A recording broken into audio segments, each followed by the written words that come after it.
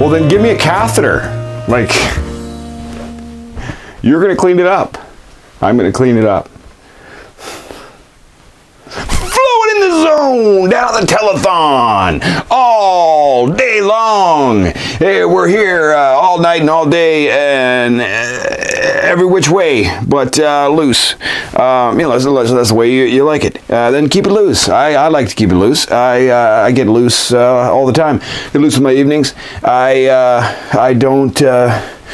I'm not a pants guy. I like to, I live in the country. We're talking about addiction, and we're all addicted to something. You've been watching this for 24 hours. Like, what's up with that? There's a thing now called social media, I'm told. There's a book that's going around. I guess it's like a chain letter. It's just a book of faces, and people look at that for a while and then pass it on or something. People are really hooked on it. They want to see that book and all the faces. I don't know what. I don't watch the news because it's just the bad news. And what's the point? Hearing about all that. I like to pretend things are going to be fine. They're not. But last I heard, for instance, I go into a little tavern there in town and get my bacon and eggs, and they'll have the news channel on, and I'll hear it, and I'm hearing about AI is like an artificial intelligence thing. This is like a serious. This is like Skynet is coming with the robots, and they're making these communication androids. So I guess I don't know what the plan is. That people are just gonna they're gonna consentfully have intercourse with these robots until I suppose that they collectively decide to kill us. I don't like the sound of any of that. Some people are addicted to complaining. All my neighbors sure are. They have got nothing nice to say. Felt crafting. I had a wife.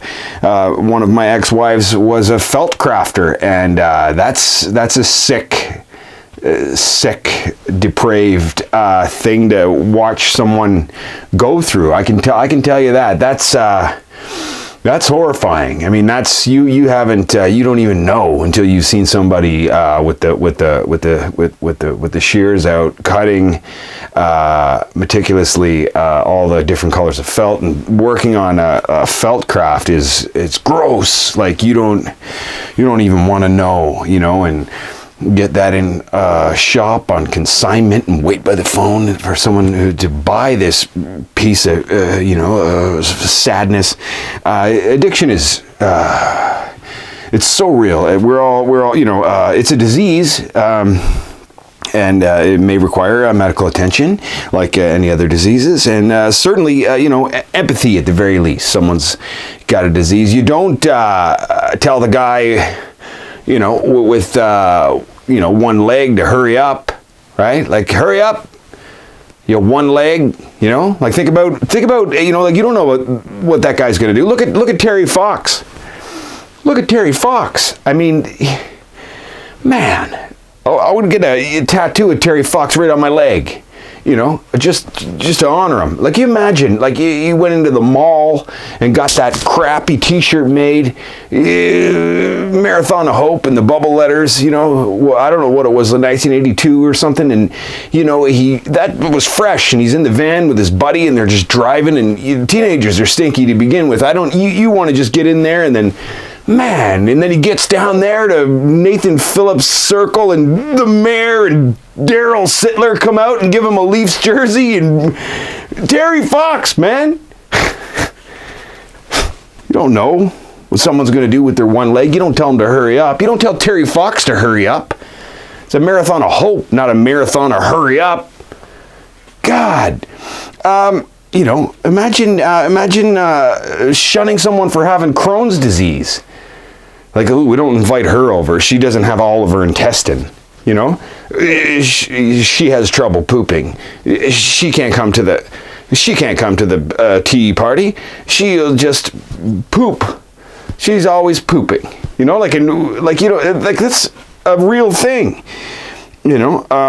This whole addiction is born out of trauma. So just like, Be good to your kids. I know my son's being good to his kids, and I know my son had his battle with addiction, and that must have been born out of the trauma. And I have to admit that I probably put a great deal, if not most or all of that trauma in his way. So, you know, you got to be good to your kids. They'll be out there, you know. You don't know. You don't know. I don't know. Crohn disease makes you poop? I'm not a doctor, man. Oh my god! My legal government styles weed is here! Ooh, okay, you know what? I think I should do the responsible thing and smoke it all right now! I'm gonna smoke all my weed!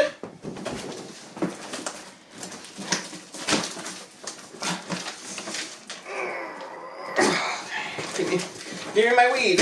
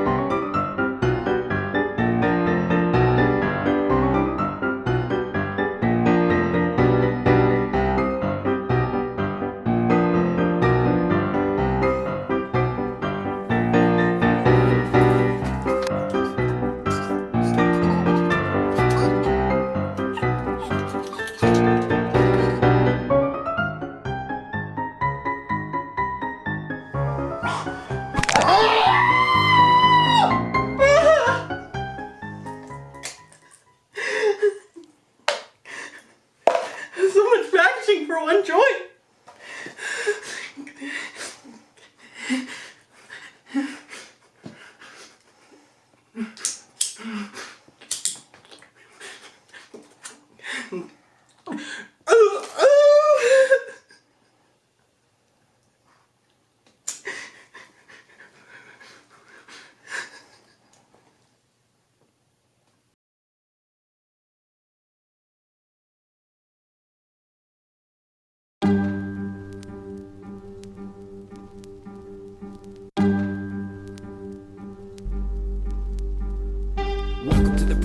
That were foreign objects, populous and jobless, and people go insane. It's homicidalistics, mamas crying kids, government statistics, name of the game. Run with the misfits, flip it like we misfits. Didn't make your wish list, miss it like it's Christmas. This is for the poor kids without a pot of biscuits. Fuck all the rich kids, I'm kicking down change.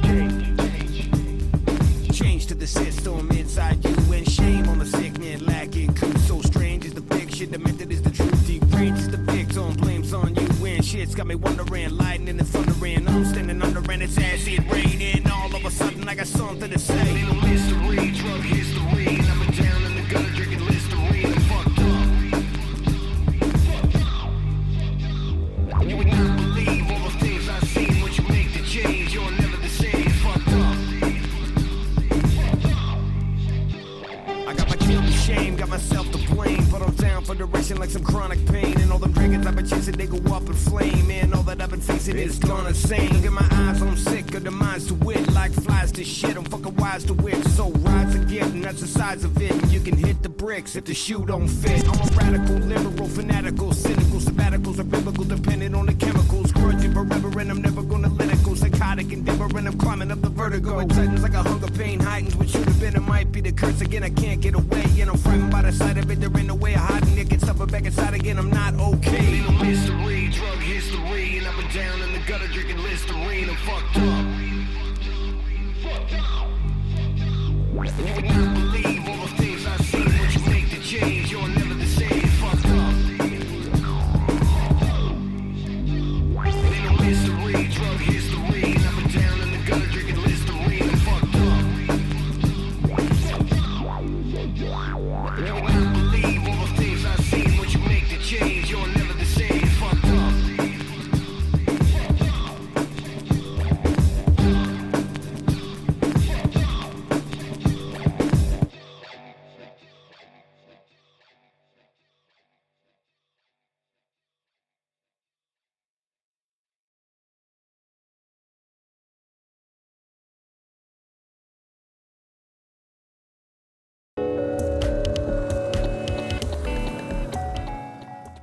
I've come to talk to you about addiction, the power of addiction, but also addiction to power.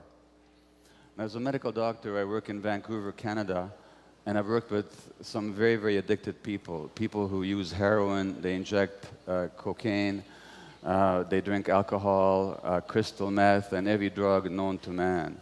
And these people suffer. If the success of a doctor is to be measured by how long his patients live, then I'm a failure, because my patients die very young, relatively speaking. They die of HIV, they die of hepatitis C, they die of infections of their heart valves, they die of infections of their brains, of their spine, of their hearts, of their bloodstream. They die of suicide, of overdose, of violence, of accidental deaths.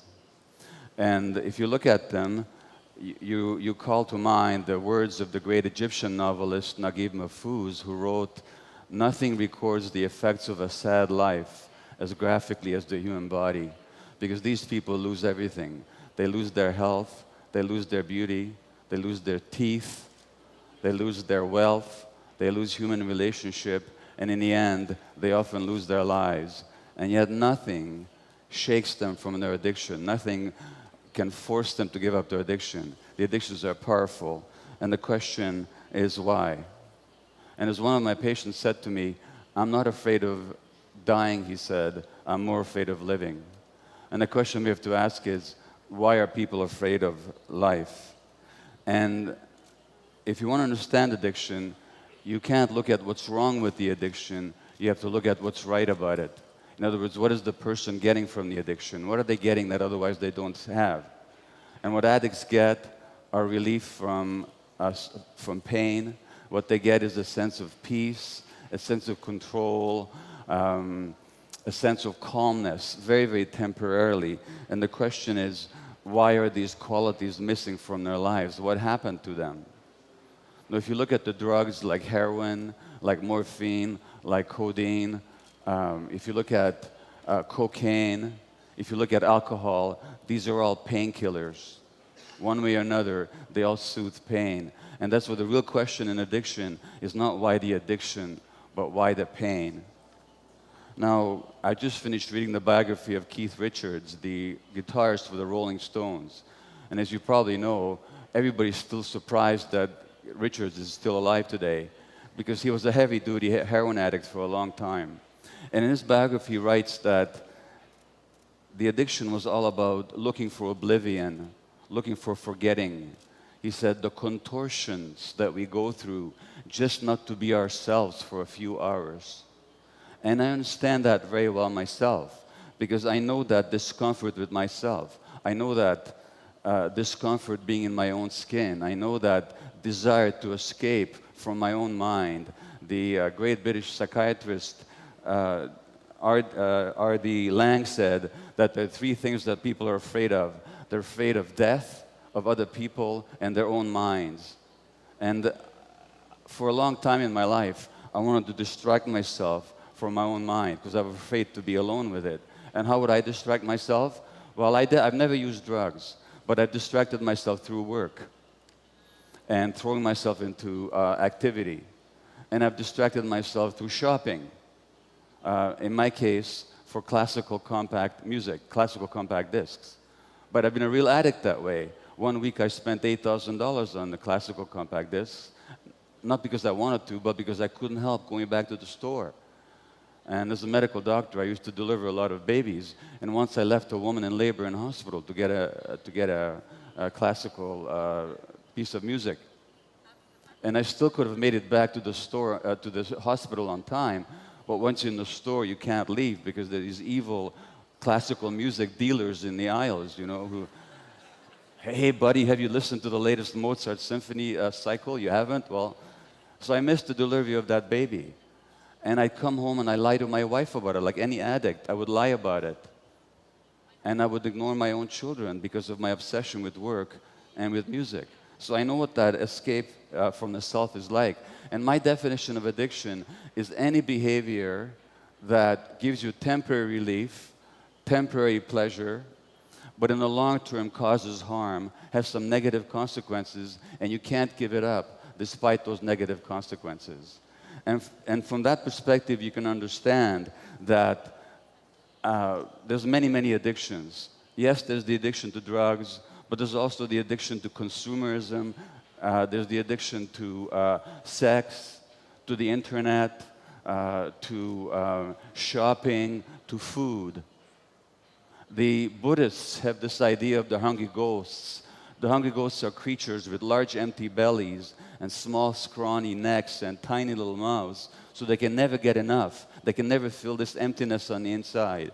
And we all hungry ghosts in this society. We all have this emptiness. And so many of us are trying to fill that emptiness from the outside. And the addiction is all about trying to fill that emptiness from the outside. Now, if you want to ask the question of why people are in pain, you can't look at their genetics. You have to look at their lives. And in the case of my patients, my highly addicted patients, it's very clear why they're in pain, because they've been abused all their lives. They began life as abused children. All the women I worked with over a 12-year period, hundreds of them, they had all been sexually abused as children. And the men had been traumatized as well. The men had been sexually abused, neglected, physically abused, abandoned, and emotionally hurt over and over again. And that's why the pain. And there's something else here too.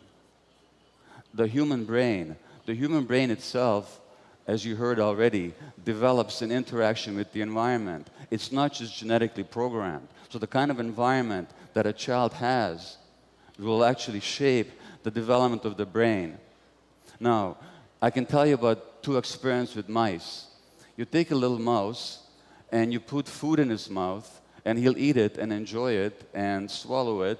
But if you put the food down a few inches away from his nose, he will not move to eat it. He will actually starve to death rather than eat. Why? Because genetically, they knocked out the receptors for a chemical in the brain called dopamine. Dopamine is the incentive motivation chemical. Dopamine flows whenever we're motivated, excited, vital, vibrant, curious about something, when we're seeking food or a sexual partner. Without the dopamine, we have no motivation. Now, what do you think the addict gets? When the addict shoots cocaine, the addict shoots crystal meth, or almost any drug, they get a hit of dopamine in their brain. And the question is, what happened to their brains in the first place? Because it's a myth that drugs are addictive. Drugs are not by themselves addictive, because most people who try most drugs never become addicted. So the question is, why are some people vulnerable to be addicted? Just like food is not addictive, but to some people it is. Shopping is not addictive, but to some people it is. Television is not addictive, but to some people it is. So the question is, why the susceptibility?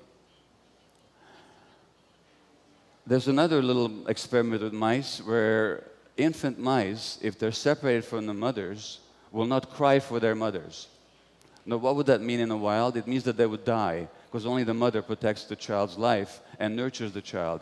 And why? Because genetically, they knocked out the receptors, the chemical binding sites in the brain for endorphins. And endorphins are our indigenous morphine-like substances. Endorphins are our own natural painkillers. And what morphine, or what endorphins also do, they make possible the experience of love. They make possible the experience of attachment to the parent and the parent's attachment to the child. So these little mice without endorphin receptors in their brains will actually not call for their mothers. In other words, the addiction to these drugs, and of course the heroin and the morphine, what they do is they act on the endorphin system. That's why they work. And so the question is, what happens to people that they need these chemicals from the outside? Well, what happens to them is when they're abused as children, those circuits don't develop. When you don't have love and connection in your life, when you're very, very young, then those important brain circuits just don't develop properly. And under conditions of abuse, things just don't develop properly, and their brains then are susceptible when they do the drugs. Now they feel normal, now they feel pain relief, now they feel love. And there's one patient said to me that when I first did heroin, she said, it felt like a warm, soft hug, just like a mother hugging a baby. Now, I've had that same emptiness, not to the same degree as my patients. What happened to me? What happened to me is that I was born in Budapest, Hungary in 1944 to Jewish parents, just before the Germans occupied Hungary. And you know what happened to the Jewish people in Eastern Europe. And I was 2 months old when the German army moved into Budapest, the Wehrmacht, and the day after they did, my mother phoned the pediatrician and she said, "Would you please come and see Gabor, because he's crying all the time." And the pediatrician said, "Of course I will come to see him, but I should tell you, all my Jewish babies are crying." Now why? What do babies know about Hitler or genocide or war? Nothing. What we're picking up on is the stresses and the terrors and the depression of our mothers. And that actually shapes the child's brain. That actually shapes the child's brain. And of course, what happens then is I get the message that the world doesn't want me. Because if my mother's not happy around me, she must not want me. Why do I become a workaholic later? Because if they don't want me, at least they're going to need me. Now I'll be an important doctor, and they're going to need me. And that way I can make up for the feeling of not being wanted in the first place. And what does that mean? It means that I'm working all the time, and when I'm not working, I'm consumed by buying music. What message do my kids get?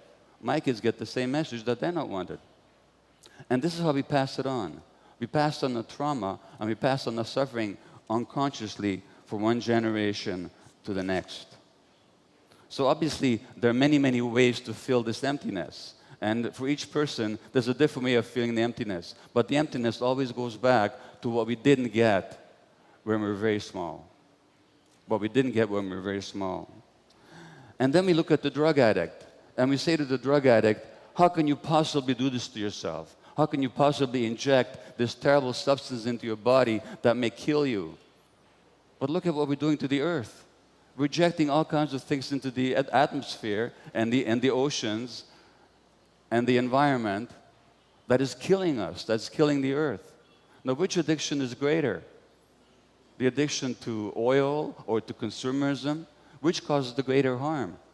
And yet we judge the drug addict because we actually see that they're just like us, and we don't like that. So we say, you're different from us. You're worse than we are.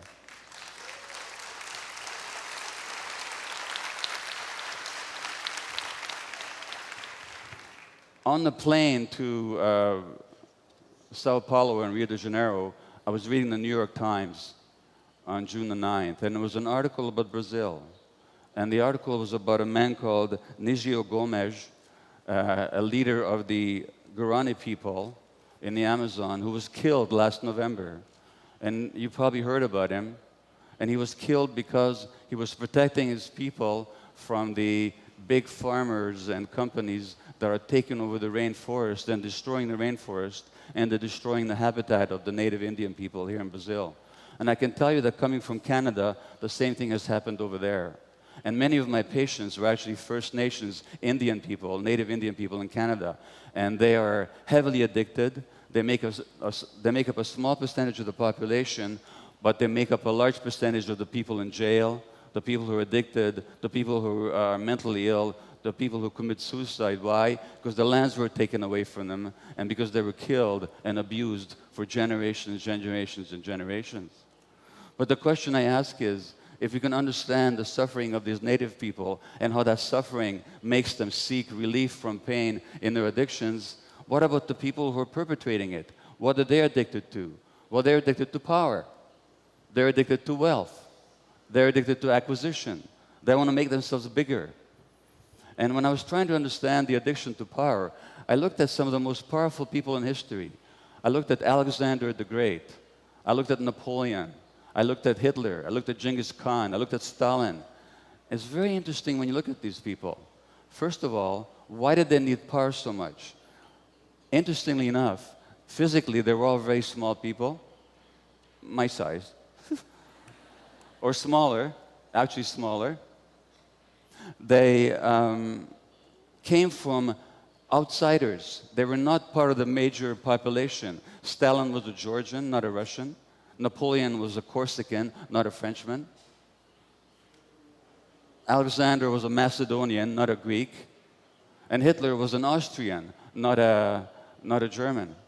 So a real sense of insecurity and inferiority. And they needed power to feel okay in themselves, to make themselves bigger. And in order to get that power, they're quite willing to fight wars and to kill a lot of people, just to maintain that power.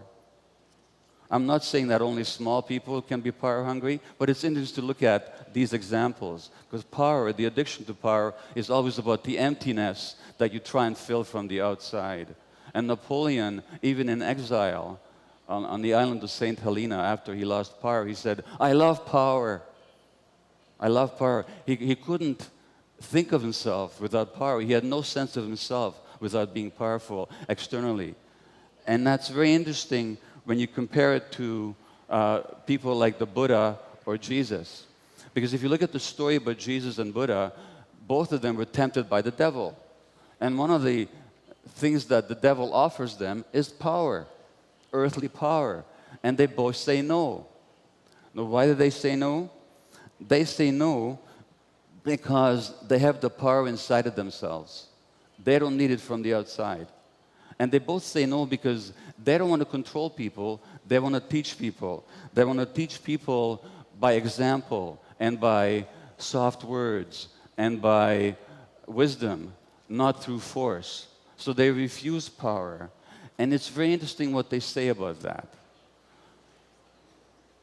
Jesus says that the power and the reality is not outside of yourself, but inside. He says the kingdom of God is within.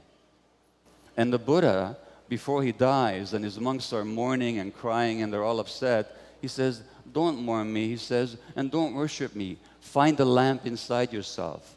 Be a lamp unto yourselves. Find the light within."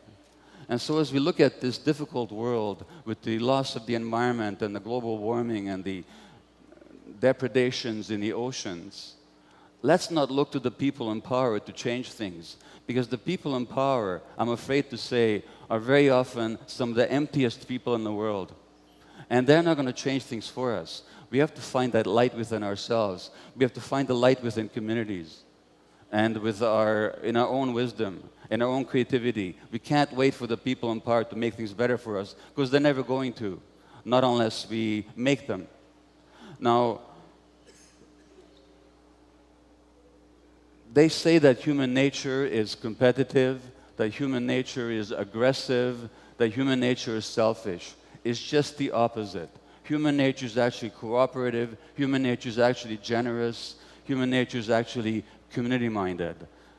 What we see here at this conference with people sharing information, people receiving information, people committed to the better world, that's actually human nature. And what I'm saying to you is, if we find that light within, if we find our own nature, then we'll be kinder to ourselves, and we'll also be kinder to nature. Thank you.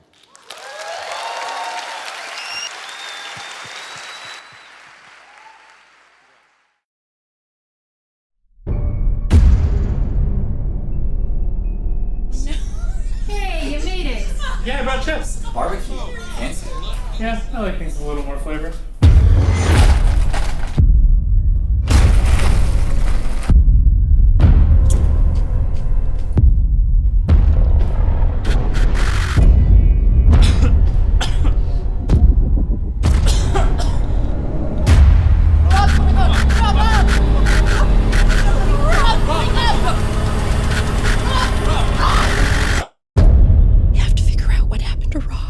We all had original chips and nothing happened.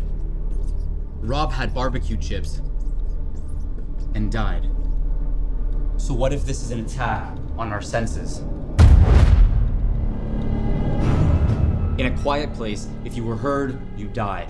In Bird Box, if you saw, you died. What if now, if you taste, you die? Millions dead in what is now being called a tasting epidemic. The UK remains strangely unaffected. The only way to ensure that we survive is to eat food without flavor. I can't do this anymore. Kim, what are you doing? No. Cam. No. I can't live like this.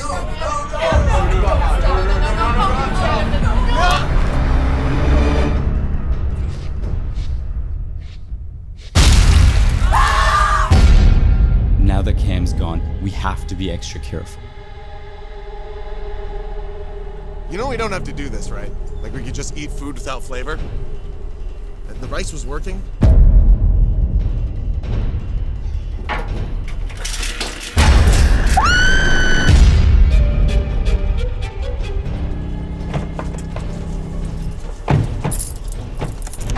Hurry up, goddammit! Starts! Where are we even running from? Right? There's nothing chasing us. We don't have to go anywhere. Why is this happening, man? We don't get an explanation. We didn't get one for why Pennywise was killing children. We didn't get one for why an alien took over Cloverfield. All we know is that this is real. This is a real-life situation. People are dying. Help! Please, let me in! He's in danger. We should let him in. No, there's nothing outside that's killing people, okay? He has no reason to be here. He can help us survive. How? I really hope the monster doesn't get him. But there is no monster!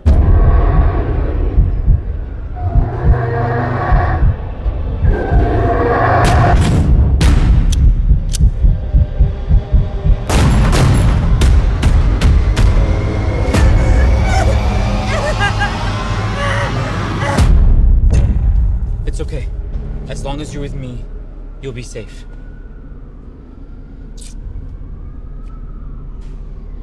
What chapstick are you wearing? Cherry.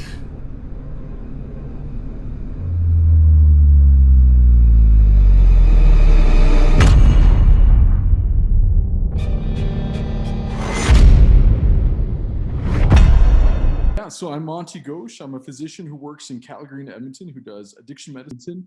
I work in harm reduction and recovery-oriented supports. And I work with people who are experiencing vulnerabilities such as homelessness, severe mental health concerns, as well as those who are coming in and out of the correction system. There's tons of different definitions of addiction that's out there, right? You could take a textbook, you could open up any sort of book oriented with addiction, and you'll see a different definition. We see that with the DSM-5 criteria. We see this with the ICD-10 criteria. Again, there's just so many different definitions out there, but the definition that I use the most is what's called the ASAM criteria. So it's the American Society of Addiction Medicine. And basically the way they define an addiction is that it's a brain disorder that encompasses both a biological process, a psychological process, a social process, and a religious / spiritual process, if you may. It's something that needs to be managed in a medical state. And I think there's a lot of emphasis that this is a choice. It's a personal decision. It's something that people decide they want to do and decide they want to have. And that stigmatizes it. It makes it seem as if it's a moral failure. And that is not the situation here. It's a medical process, it's a medical disease, and we need to treat it as such. And this has huge implications in terms of criminalization of substance use disorders. It has huge implications in how we perceive people who are using substances. And we should not perceive these individuals as being any different than someone who has diabetes, or someone who has heart disease, or someone who has a medical disorder of some sort. They're all one and the same, and we need to treat them as one and the same. So let's take this back a bit. Let's take this down to what I mean by brain process. And when we are born, we have what's highly functioning in our brain as a child is what's called our midbrain, our mesolimbic system. And this part of the brain is the most primitive part of the brain. It's the first part of the brain that develops in us. It's the most primitive part of the brain that exists in other species. And all this part of the brain tells us to do is it tells us to eat and drink to stay alive, right? So if a baby did not have this part of the brain developed, it wouldn't eat, it wouldn't drink, it wouldn't sleep, and it would pass away. As the child gets older, the frontal lobe develops, and the frontal lobe is a part of the brain that is our executive functioning part of our brain. It tells us what's right and what's wrong. It helps control our emotions. It helps control impulses. It's a more complex part of our brain that really governs how we are as humans. So as we get older, the frontal lobe kicks in. It tells us what to do, what not to do. And our mesolimbic system, our midbrain, stays calm. It stays salient. It's not there. It's not active. But it's only active for certain things to procreate, as well as to eat food that helps keep us alive and keeps our species alive, right? That's the part of the brain that gets hijacked with addiction. It's our reward centers of our brain. And when we have an addiction concern, our frontal lobe turns off, our executive function part of our brain turns off, and our mesolimbic system, that midbrain, that primitive brain, kicks in and tells us we need to do something to survive. We need to have substances to survive. A really good analogy to this is the desert island analogy. Like the desert island analogy is a very cool analogy, which you can really see how this process works. And I don't know if you've ever been in a situation where you were dying of thirst, or you were in a situation where you just didn't have enough water on you. But imagine yourself on a desert island. You get stranded on this island, and you're trying to figure out a way to get off the island. And as you are stranded, your frontal lobe is still working. You're trying to think of ways to get off the island. So you draw a help sign in the sand. You build a boat or a raft to get you off the island. You start to cut down coconuts to get fresh water. But as you start to run out of fresh water supplies, your frontal lobe starts to turn off.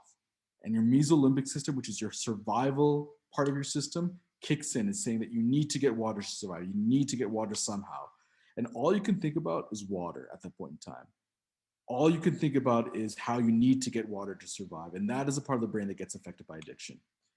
If I was to come to you on this desert island and offer you a glass of water and say, but if you're going to get this glass of water, you got to give me your home, you got to give me your spouse, your kids, all your wealth, or you got to do some things that you don't want to do to get this water, you would do it because your mesolimbic system is kicked in. You need to survive. You need that water to live, and you will do whatever it takes to get that water.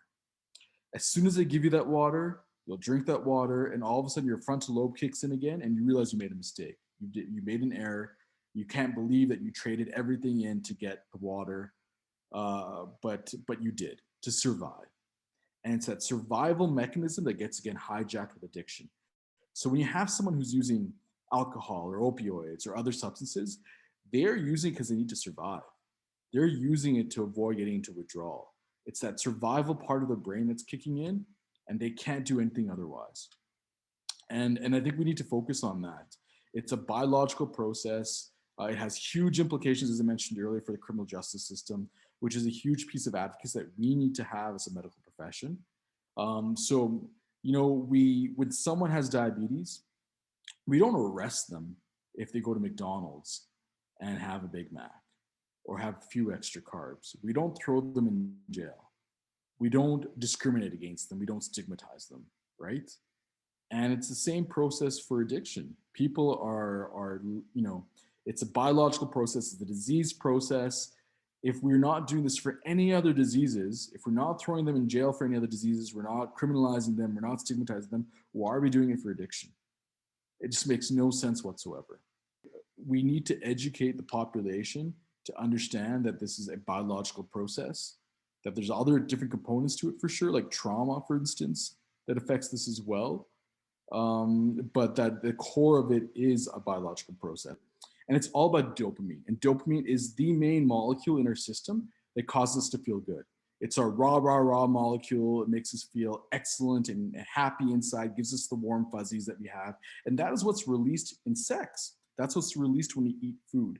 So when we have sex, we have a dopamine rush that happens, and it's about 2 times the upper limit of normal. For most of us, to get up and running, get up and going for our day on a Monday morning, we need to have 50 nanograms a deciliter of dopamine in our system.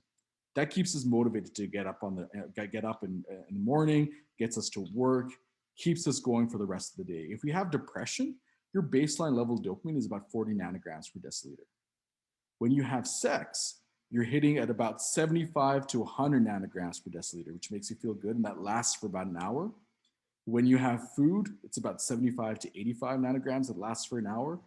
When you win the lottery, you're getting about 100 to 120 nanograms per deciliter, and you're feeling awesome if you win the lottery, right? Let's compare that to what happens with substances. If you take a cigarette, if you get a cigarette and you smoke it, you get about 75 to 80 nanograms per deciliter. So it's almost the equivalent of sex, right? You feel good for a tiny bit of time, up to 100 nanograms per deciliter from just a cigarette which lasts about a half an hour. If you have cocaine or opioids, you go up to around 3 to 4 times that upper limit of normal. So you're hitting 150 to 200 nanograms a deciliter, which is amazing, right? And the big kicker is crystal meth. If you take crystal meth, you have 10 times the upper limit of normal. And so what that means and what that translates to is that you will hit about roughly 500 nanograms per deciliter of happiness, if you can equate happiness to dopamine, compared to sex, which will give you about 100. And it'll last a full 24 hours at times. And I keep hearing this from my patients. They'll tell me that there's nothing else in the world that makes you feel as good as crystal meth on a natural level. Nothing else out there. And so when we're dealing with someone who's on crystal meth, you've got to recognize that. You've got to recognize the fact that you've got people who are experiencing such amazing happiness and high they've never experienced otherwise, right?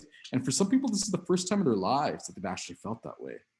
So taking it back another step, as I had mentioned earlier, it's 50 nanograms a deciliter to feel good and to get yourself up and running for the whole day, right? To get yourself to work. But if you have baseline depression, that's 40 nanograms a deciliter. You can't function that way. And for a lot of people, that's biologically the case as well. Genetics plays a role in this. They'll have a 40 nanogram a deciliter level of dopamine as a baseline, and they can't feel good without getting a top up of some sort, right? For some people, it's trauma in the past. They've experienced trauma in their childhood.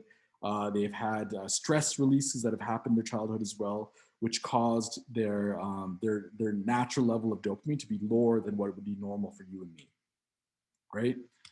And so for many of them, the first time they ever actually feel happiness is when they take a substance.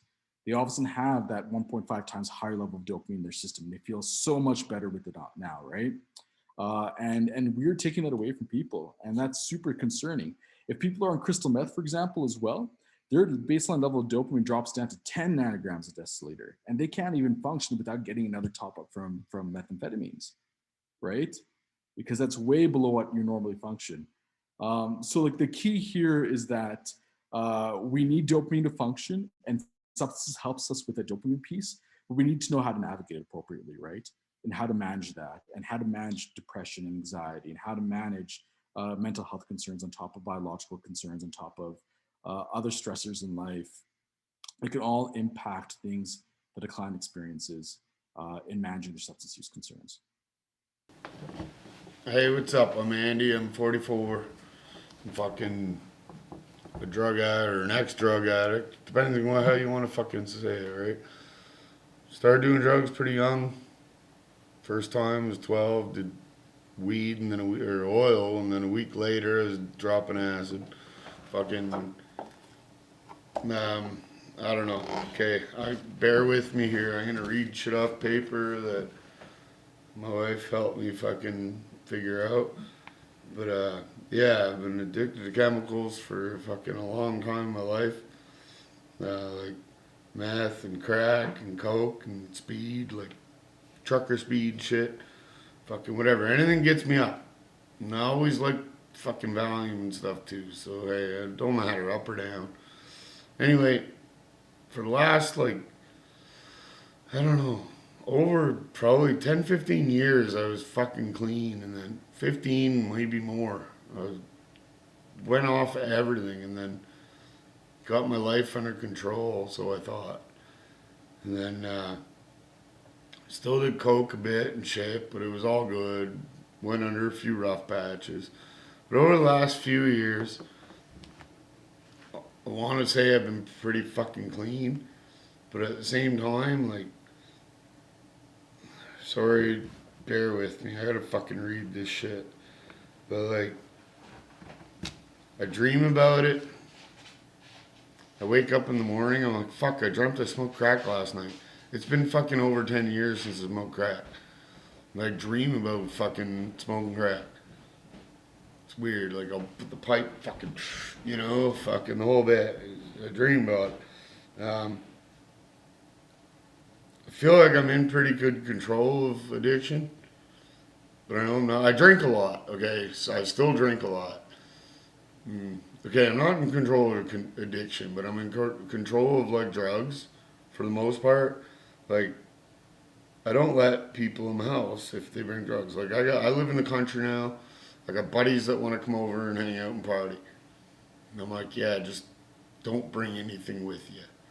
And they're like, yeah, no problem. And they don't. But when they do, if there's coke in my house, I'm going to fucking do it, man. Fucking right. And it sucks, because then I feel like shit a bit about it. And then if, like, my wife gets into it, she doesn't have much, she is pretty depressed and, like, sad and fucking can't handle coming down off coke. And that makes me not want to do it.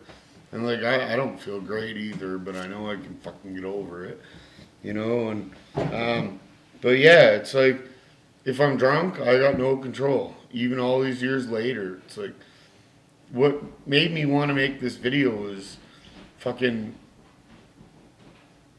somebody gave some weed gummies to us. And I don't even smoke weed. I fucking quit smoking weed when I was like 19 years old because of anxiety. And fucking all these fucking weed gummies are here. And it's like, hey man, drinking, let's fucking eat some gummies because it'll get us more fucked up than drinking. You know, I'm still all about just wanting to get more fucked up than drinking. I ate a bunch of mushrooms last night, you know, fucking, but I don't know what I'm trying to say. Like, I feel like I'm not a drug addict anymore because I don't do fucking smoke crack or fucking do lines every day, but I'm still weak and I have no control when I feel like I should. You know, I don't know. Like, what else does it say on my thing here? Oh yeah, another thing, like, I have fucking a prescription for ADD, which I have, and I eat them every day. Pretty, like, proper, and fucking helps me concentrate at work. And I just found out the other day, like, I went to school a couple years ago, finished high school, and I was like 42 years old. And fucking finished high school and started carpentry and shit. But I couldn't focus. I'm like, fuck, right? It's like, oh yeah, you got ADD and you're dyslexic and all this shit. So I got these ADD pills, and my doctor, she knows I'm a drug addict. So she's like, here, have these. Non-abusive, non-addictive. And I'm like, well, fuck, okay, cool. But drug addict Andy goes back home and gets on the internet, and it's like, oh, just crush them up. They're time released, and then they're fucking abusive as fuck, right? So even my buddy brought me a fucking one of those grinder fucking things. What are they called?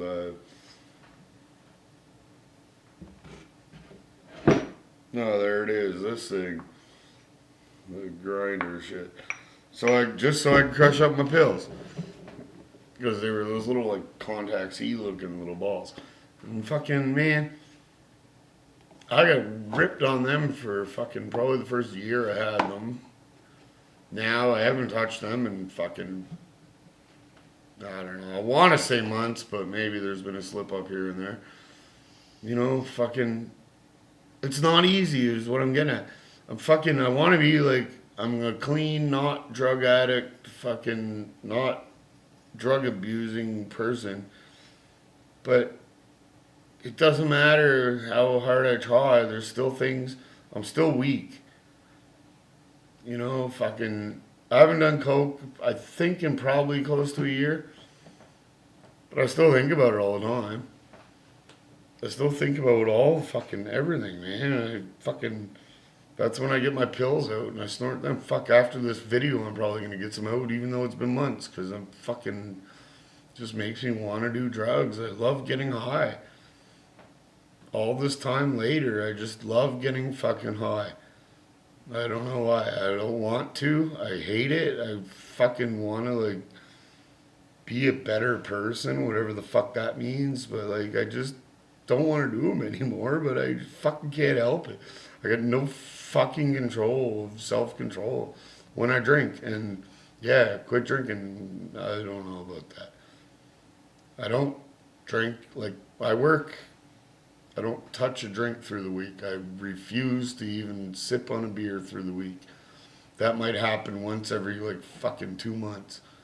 Because once I get drinking, I go fucking hard, and it's like 2-4 later, I'm fucking falling down, pissing myself or something. Actually, yeah, I'm lying. I haven't pissed myself in a long time. But anyway, that's another story. But yeah, I don't know. I don't know where I'm going with this. I just hope you can fucking do better.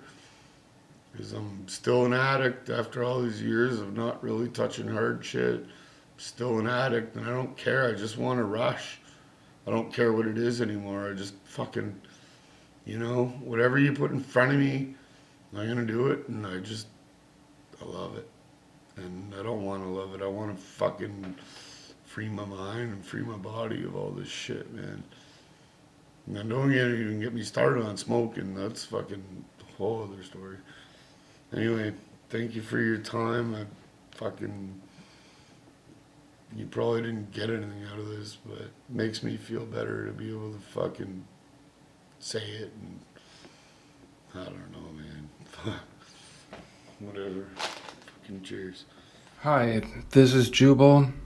I will be reading an excerpt from my novel entitled Die Scum, Sex and Drugs and Contemporary Art.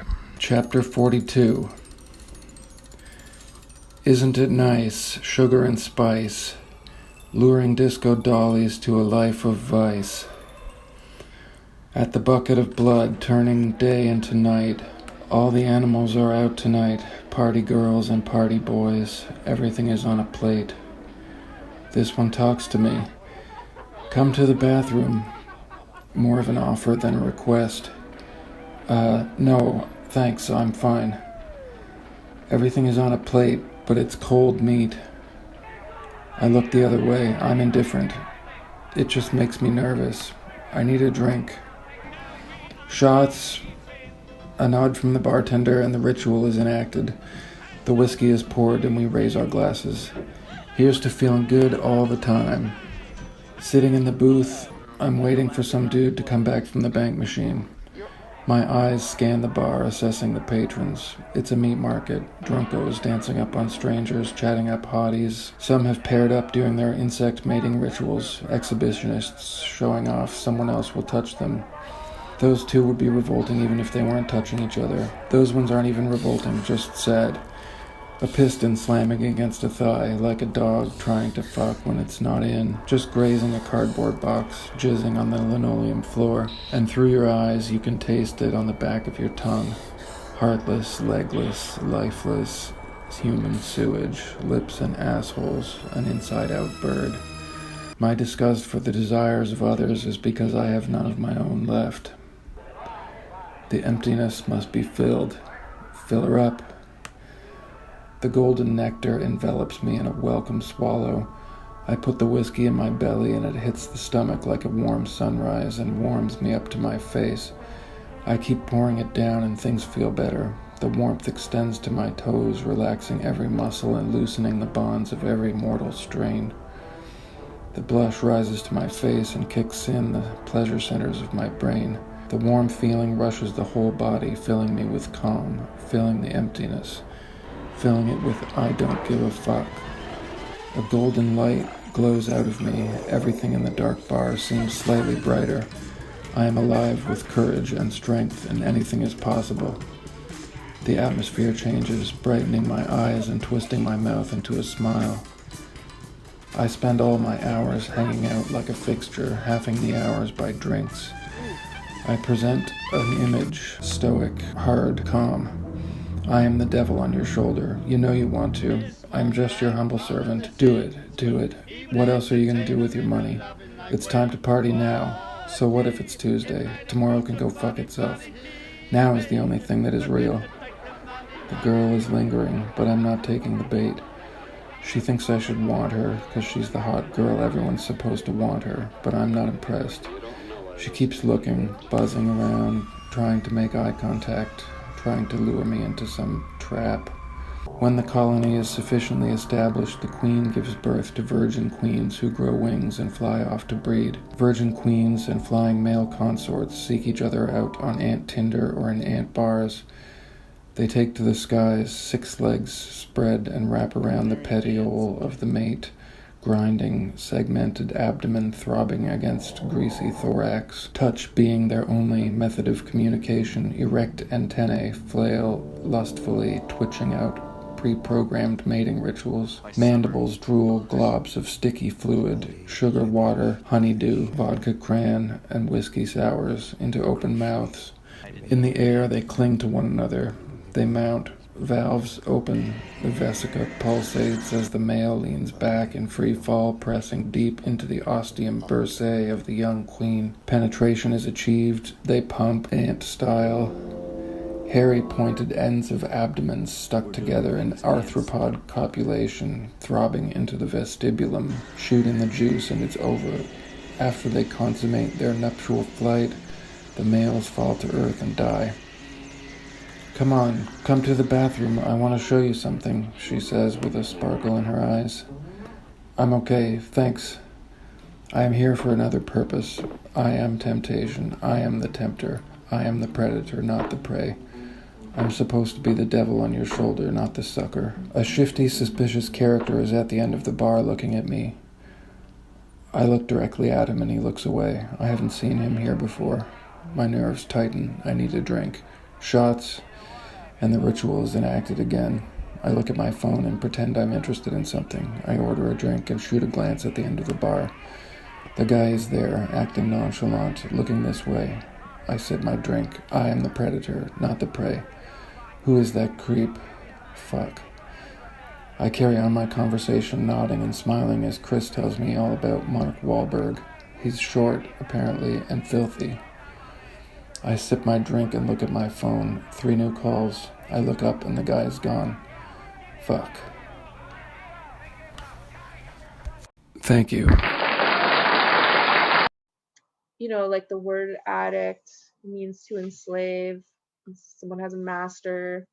And also this idea that people are powerless to their substance use. You know, it's like the addiction is a disease. Like I understand where addiction is a disease came from and like why people started using it, but I don't think that people's substance use is a disease.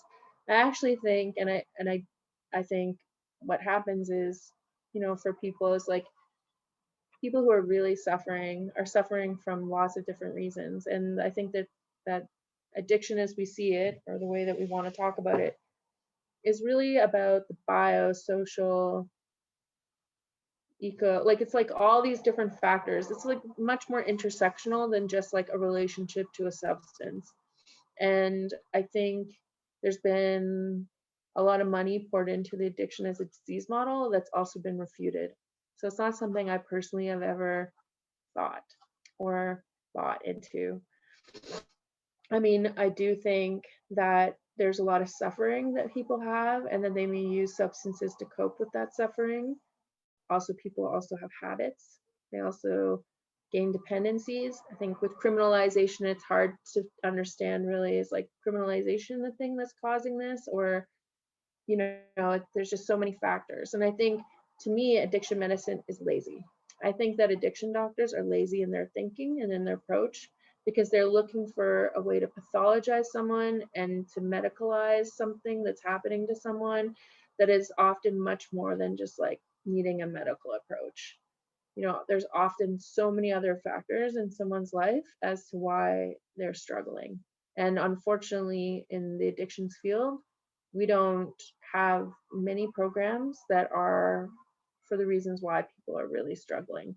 So as often it's like, this is about you and your relationship to drugs, not you and your relationship to yourself, or you as a survivor of childhood sexual abuse, or you as a survivor of colonialism and like intergenerational trauma or abuse that you have been impacted by.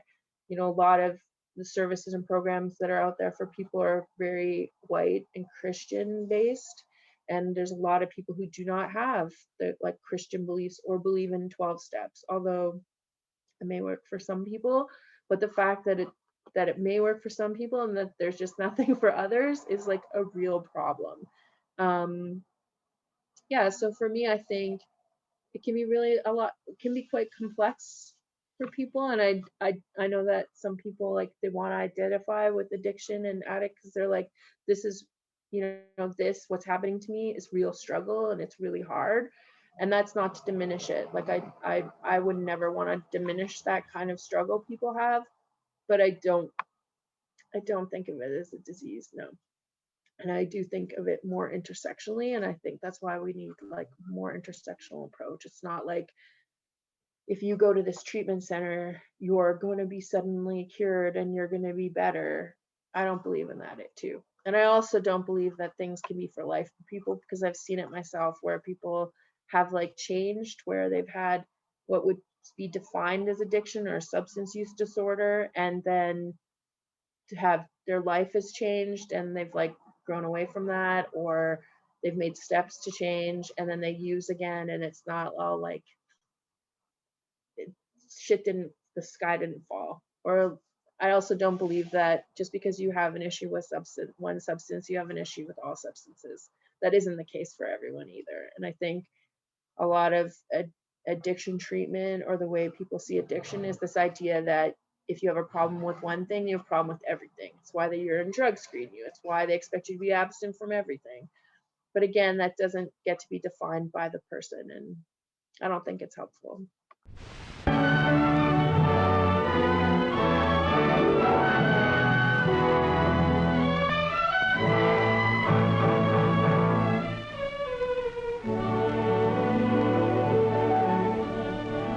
This is a microscopic view of germs magnified several million times. When germs attack the human body, they often cause serious and dangerous diseases, such as diphtheria, a vicious disease of children. Germs in unknown trillions upon trillions infest the earth. They cripple and maim and destroy human life. To combat these germs and to protect public health, modern medical practice enlists the aid of vaccines, serums, medicines, and drugs. The science of preparing and dispensing these medicines and drugs is called pharmacy, one of the oldest professions known to man.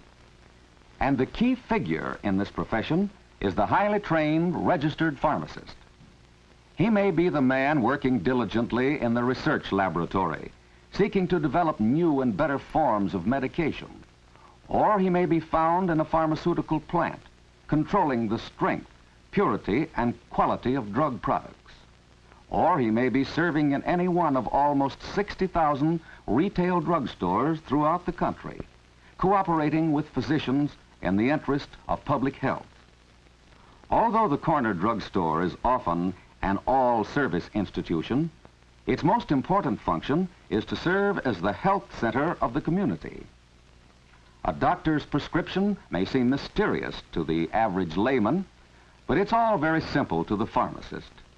It may contain chemical names or abbreviated medical terms, but the pharmacist understands it perfectly. It is his responsibility to make sure that each prescription is filled exactly as the doctor has ordered.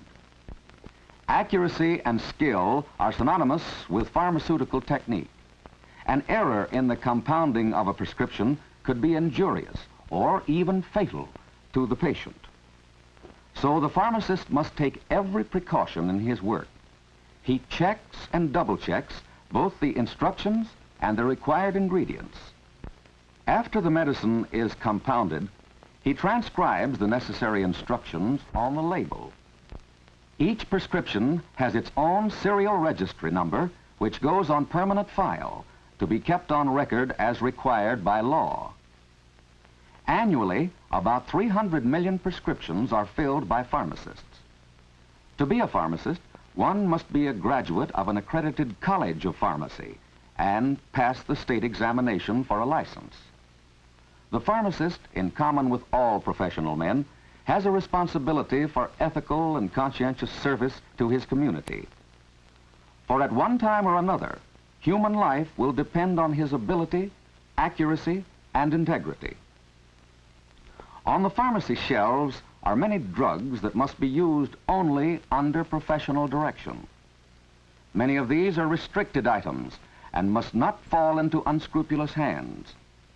Before he can fill any prescription containing poisons or narcotics, the druggist must obtain the purchaser's signature and address, and the reason for the purchase in a special ledger. In very large drugstores, the pharmacist devotes his time exclusively to filling prescriptions. In smaller stores, he may also be in charge of hospital and sick room supplies as well. In these stores, the prescription business is generally light. So the pharmacist, who is usually the owner, sells many other products to maintain a sufficient volume of business. Success in pharmacy, as in any other profession, is achieved by diligence, persistence, and strict regard for professional ethics. In recent years, specialized prescription stores have become more numerous. Here, pharmacists sell only pharmaceutical products and supplies. As specialists, they keep up with all current developments in the drug field and can supply physicians with expert information on this subject. Specialization is also required in the field of hospital pharmacy, which offers opportunities for both men and women. Here, pharmacists must compound drugs, fill prescriptions, prepare antiseptic solutions, serums, and vaccines, and make bacteriological and clinical tests. Those in supervisory positions are responsible for the purchase of medical supplies and for the general administration of their departments. Veterans Bureau hospitals also require many pharmacists for staff duty. In fact, the government is one of the largest employers of pharmacists. Many positions are open to trained men and women in the Food and Drug Administration, to inspect commercial products for purity and quality, in the Public Health Service to prepare and dispense medicines in cooperation with physicians, and in the Internal Revenue Bureau and other federal agencies. All of these government jobs are under civil service, with definite steps for advancement and usually offer permanent employment. A degree from a college of pharmacy is essential for this type of work. The Navy and the Army, however, prefer to train their own pharmacists, since they are also taught to administer the medicines they compound. A pharmaceutical background is invaluable for individuals with special aptitudes. Those with ability for organization can find excellent opportunities for service in professional and trade associations. Those who like outdoor work can find opportunities in the growing of medicinal plants. Those who have literary ability may serve as writers and editors for professional magazines and trade journals. And those with a competence to teach may become instructors in colleges of pharmacy. Preparations for a career in pharmacy should begin in high school. A part-time job in a drugstore will determine whether a student has real interest and ability in this field. By assisting the registered pharmacist, the student also gains useful experience and helpful knowledge that will be of great benefit to him later. While acquiring this practical experience, the prospective pharmacist should study chemistry and biology. A foundation is thus prepared for his college work, which generally consists of a 4-year course leading to a Bachelor of Science degree in pharmacy. If he needs financial assistance, scholarships may be available to meet part of the college expenses. After graduation, he must pass a state board examination before receiving a license to practice. Most states now grant reciprocity to out-of-state applicants. Although only a small percentage of pharmacists are women, the proportion is steadily increasing. Women make good pharmacists, and opportunities are open to them in every phase of the profession. Many are employed as technicians and supervisors by drug manufacturers. In this field, registered pharmacists are in constant demand, not only in the manufacture of pharmaceutical products, but also as salesmen and detail men to visit physicians and druggists and to give technical advice on the latest developments in medicines and drugs. These developments are carried out by research pharmacists in the laboratories. To them goes much of the credit for the advancement in the treatment of disease. They strive constantly to find new medicinal weapons to combat man's greatest enemies, the germs of disease. Daily, headlines tell us of their results, of lives saved by new drugs, vaccines, and serums. In this dramatic fight to preserve and protect the nation's health, the corner druggist plays a role that is just as important as that of the scientist in the research laboratory, the clinic, and the experimental station. For in the end, each new discovery finds its way to the local retail pharmacy. The corner druggist acts as a distributor of medical products in every part of the nation. For those who can qualify, who combine manual dexterity and accuracy with professional integrity, this field offers excellent opportunities for useful service to humanity for both men and women. The work is confining and requires continual skill and diligence, but the rewards are satisfying, for this is work that contributes directly to human welfare. Study your interests and aptitudes and compare them with the requirements of this profession. Pharmacy may become your life. When I think of addiction, I think of some of the things that I've been through in my life. About 8 or 9 years ago, I ended up going for bariatric surgery. I was about 120 pounds heavier than I am today. And part of that was from a food addiction. The reason that I had that addiction, and I believe that this is probably true for most, is I needed to fill a void, a spiritual void that I had deep in my soul. I didn't know where it came from. I hadn't done the work to figure out where it came from until the addiction was rampant. And at that point, I needed medical intervention. And I was blessed to live in a country where I was able to get that help and to get that intervention. And I've continued to have to work because just because I had the surgery did not mean that the addiction went away. It just meant that I could no longer eat the way I used to fill that void.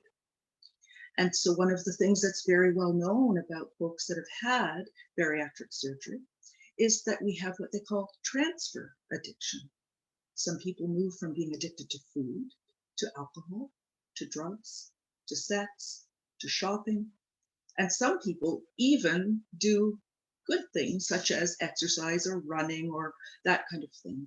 But really, any addiction is, I believe, something that you use to fill something that's missing. And it's hard. Jim. Hey, Jim. Pleased to meet you. Jimmy, James, Jimmy Swagger, Swizzle Stick, Crowbar, Army Tank, Terrence. Call me Jimmy. Come here.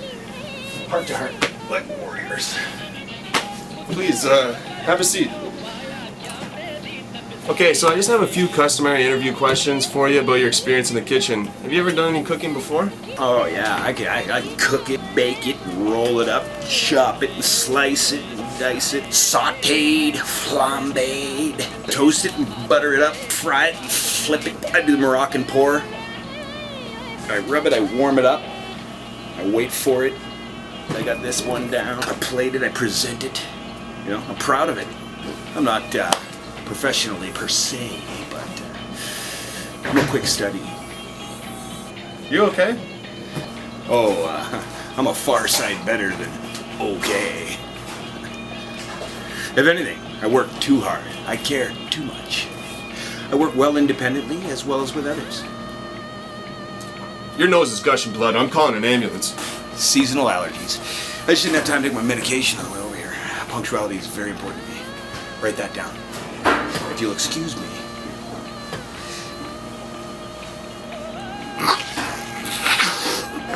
Sir, did you just do cocaine in my office? Get the hell out of here. I see how it is. You're a little puppet for the pharmaceutical companies, huh? Your prescription pills and your magic nasal sprays. These drugs are good. These drugs are bad. Are you leaving or do I have to call the police? I don't know. You want them to find out about your little cooking operation you got going on in here? Chopping rock for the new kids on the block? I get it. You're testing me. It's okay, Mr. Miyagi. I'm not wearing a wire. I'll get bare naked right now. You can look straight up my butthole. Go ahead. Pull my fingernail out. I won't make a sound. Get the fuck out of here. Oh, So the tables have turned. Maybe I should be pulling your fingernail out. What's in your butthole? Listen, I don't know what's going on here. I run a respectable business. I was interviewing for the position of a line cook. Oh, okay. Line cook. I gotcha. Frogger want to jump? You want a little bump? I don't want you to think it's a bribe, man. It's not a bribe. Just go. You're absolutely friggin' right. Should get my rest. Early bird catches the worm and all that. I'll see you Monday, boss hog. No.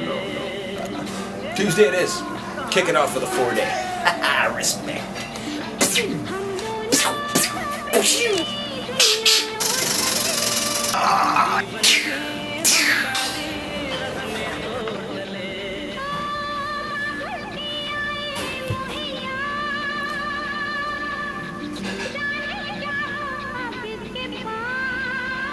Fuck that. Back to reality.